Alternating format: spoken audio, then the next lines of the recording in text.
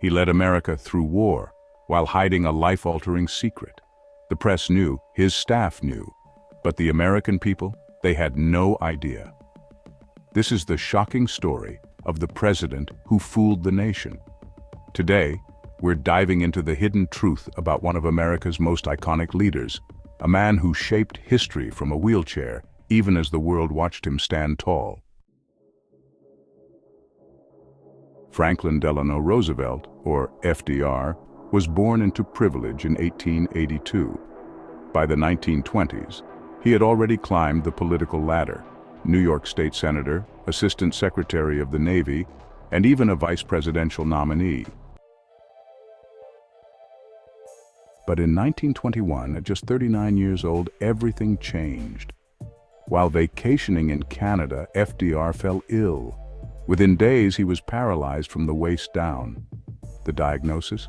Polio, a disease feared across the world. His political career seemed over. But Roosevelt refused to give up. FDR spent years in rehabilitation, learning to move with braces and crutches. He practiced standing, posing, and even walking short distances with great effort. But behind closed doors, he used a wheelchair.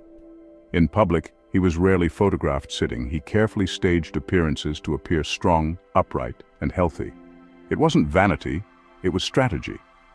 In the 1930s, disability was seen as weakness. To win the presidency, FDR had to project power, confidence, and stability, and it worked. FDR's inner circle, his staff, the Secret Service, and even the press, helped hide his condition. Photographers were banned from capturing him in his wheelchair. Any photos taken without permission were often destroyed or never published. Reporters and editors across America played along. Why?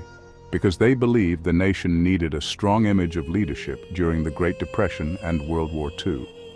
It was an unspoken pact between Roosevelt and the media, one that would be unimaginable today. Despite his physical limitations, FDR became one of the most powerful presidents in history.